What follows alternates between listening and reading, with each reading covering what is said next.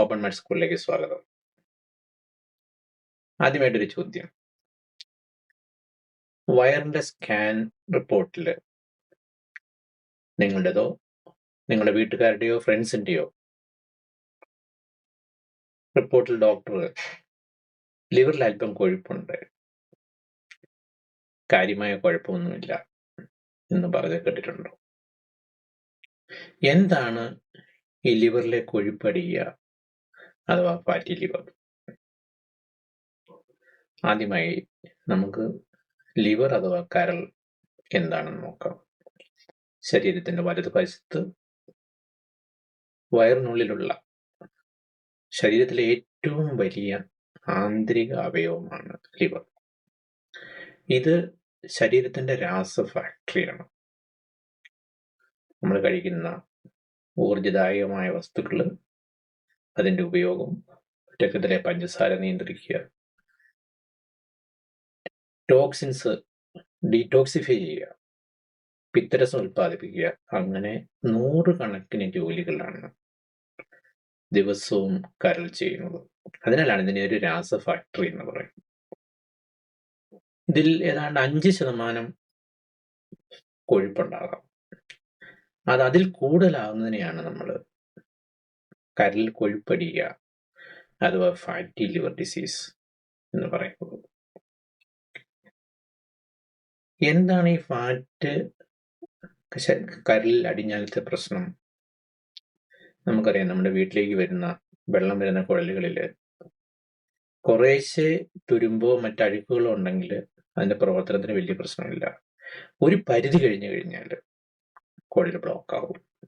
എന്ന് പറഞ്ഞതുപോലെ ലിവറിൽ അമിതമായി കൊഴുപ്പടിഞ്ഞു കഴിഞ്ഞാൽ ഈ പറഞ്ഞ 100 കണക്കിന് ചെയ്യുന്ന ജോലികൾ ശരിയായ രീതിയിൽ അല്ലാതെ വരും.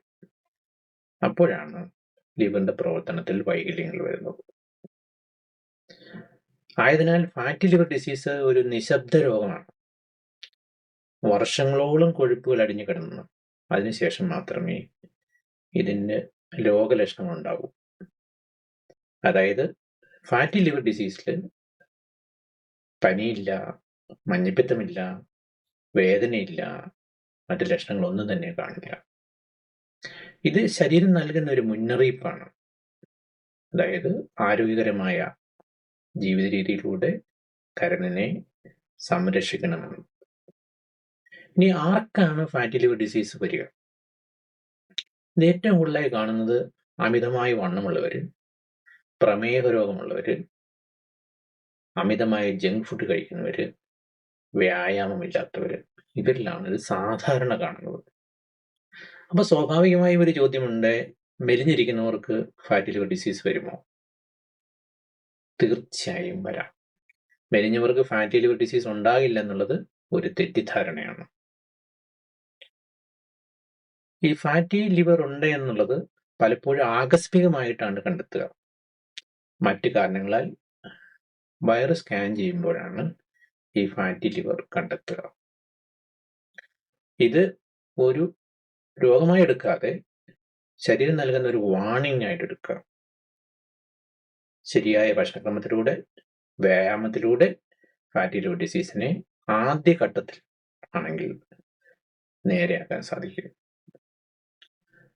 അടുത്ത എപ്പിസോഡിൽ എങ്ങനെ ഫാറ്റി ലിവർ ഡിസീസിനെ തടയാം എന്നതിനെക്കുറിച്ച് സംസാരിക്കാം. Stay tuned. Thank you.